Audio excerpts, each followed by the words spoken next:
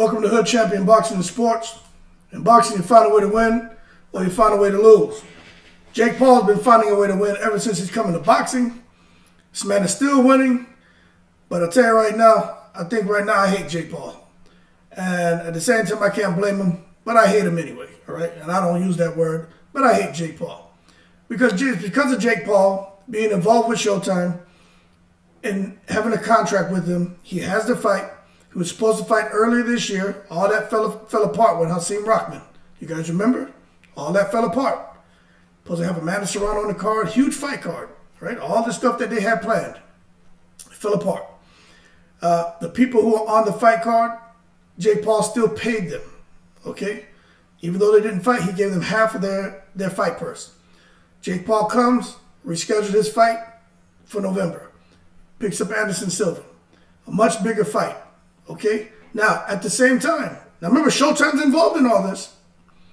At the same time, Earl Spence and Crawford trying to sort things out, negotiating, plan a fight for November, right? That was all the talk. Y'all remember that. Jake Paul, all of a sudden, his fight's going to take place close to November. Jake Paul and Showtime, these guys are working out pay-per-view numbers, etc. Guarantees, etc. Anderson Silva's a huge fight. Got to pay him money. Right? All this is going on. Jake Paul, Anderson Silva, Showtime, the execs, money, paying, pay-per-view, how they can make money, and who's the biggest draw for Jake Paul. But at the same time, they got Crawford and Spence over there. They're still trying to look at that and work that out and work the numbers, etc. They can't work the numbers. They couldn't work the numbers because Jake Paul had to get paid. Okay? And when you look at it, at the end of the day, the Showtime execs and all the key decision makers behind the scenes, it doesn't matter. It does not matter what we want to see as boxing fans, okay? We know the must-see fight is Crawford and Spence. That's the must-see fight. But if you're sitting back there at Showtime and you're one of these key decision makers, right? Doesn't matter what side of the table you're on, Showtime, if somehow PBC is involved or whoever the hell is involved, right? You're looking at hosting a fight. Jake Paul, Anderson Silva. On pay-per-view now, Terrence Crawford and Earl Spence, right? Jake Paul and Anderson Silva, they want, say, $15 million a piece, okay? Crawford and Spence, they want, let's say, $15 million a piece, okay? You got guarantees. Let's say you can give them each the guarantee of, let's say, $15 million, right? So let's say there's $30 million in the pot. Jake gets 15, Anderson Silva gets 15. Or if they're going to do the Spence and Crawford fight, Crawford gets 15, Spence gets 15, right? So that's all the money they have for guarantees. Let's just say that that's what was there. Now it's like, okay, we want to do a pay-per-view event, but we need to make money back. Okay, we need to make some money back. We need a profit, big time profit. Crawford and Spence, you're looking to do that fight at $79, right? Do you really think, and be real, Crawford and Spence can do 500,000 pay-per-view buys? Okay? This is the problem that I'm sure the Showtime execs and all the decision makers behind the scenes were struggling with. Now you got Jake Paul and Anderson Silva. Remember, they're looking at, it's not just what they think, who is proven. Metrics, man.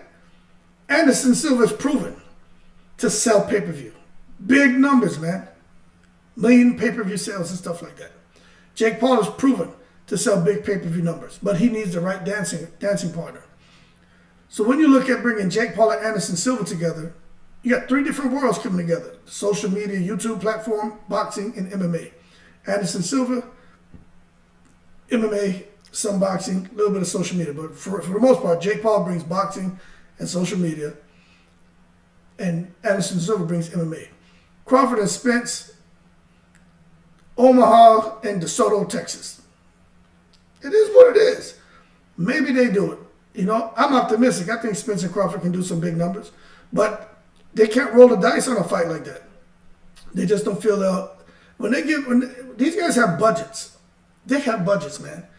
And yeah, they plan to give guarantees to fighters, but they expect to recoup that and much more on their pay-per-view sales or whatever. Okay, these things aren't set up for promoters to lose money or for promoters to only make $500,000.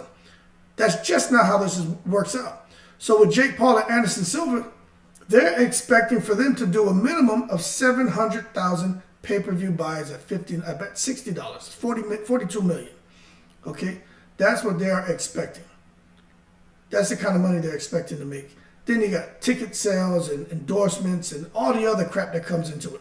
So that 42 million plus all the other stuff, who knows what that final number is going to be, but it's going to be up there.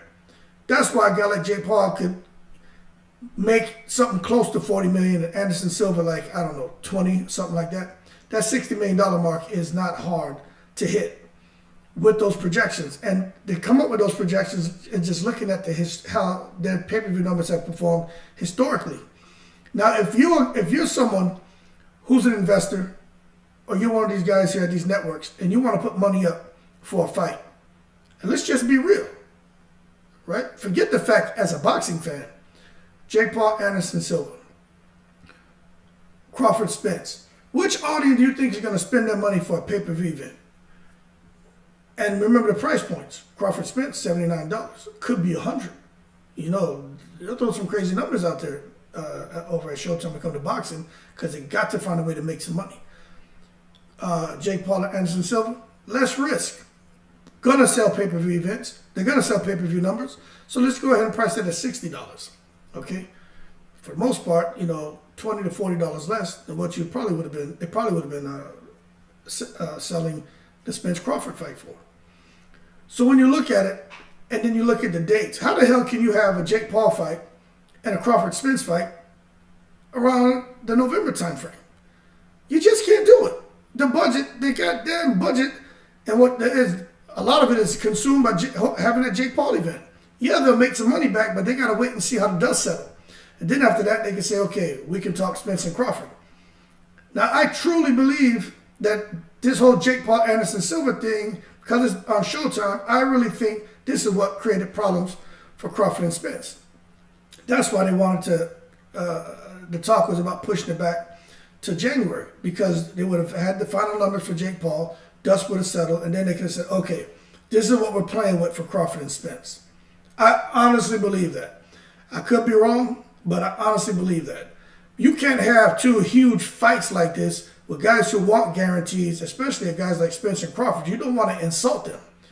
You just can't have these fights within a week of each other or 3-4 weeks of each other. No, you need to space that out.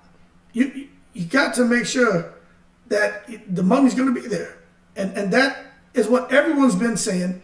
But when you look at what's going on here with Jake Paul and the numbers and everything and what they expect, all the projections, historical analysis and everything like that, you know, the metrics tell you that Jake Paul and Silva should make big money, but they got to wait to see what happens.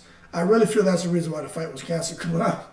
I saw how much money these guys could potentially make. I said, well, damn, that's the reason why Showtime, didn't want to really get behind this whole Crawford fight, Spence fight, why PBC is over there struggling to work things out, and Espinoza and Mayweather is talking, because it was impossible to get there.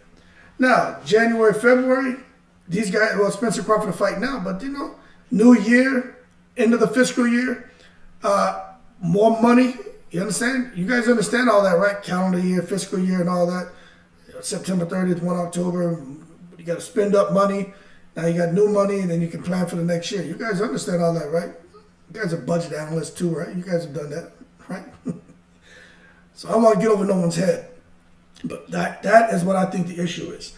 So, Jake Paul, I hate you for that, man. God, you should have go to another network, man. Get out of here. You're messing things up for us fight fans, man. We want to see Spence and Crawford. Showtime, whatever, man. Y'all, come on, man. Y'all, I understand business, and at the same time, I don't fault y'all for that. But come on, y'all gonna screw us. Y'all gonna screw us for Jake Paul, Anderson Silva. I get it. I understand. Black and white person. I don't have to agree with you if I can understand you. You see what I mean? And I understand. I don't agree because I'm a fight fan, but I understand because I personally think Jake Paul Anderson Silva does way bigger numbers than Crawford and Spence. Just what I think. People like to see a shit show, and that's what they're going to get. It'll be entertaining, but it's still a shit show compared to Crawford and Spence. That being said, y'all keep cool. Leave your comments below. Let me know what you think. I honestly feel that's what the issue is. In addition to Crawford wanting to fight, not wanting to be out the ring for a year, Spence getting close to being out the ring for a year. You know, when you look at it as someone who's part of that panel who has to make the decision on which fight to go forward with, you got to say, you know what? There's just too many limiting factors here with Spence and Crawford. Too many. Let's just push this down the road a little bit.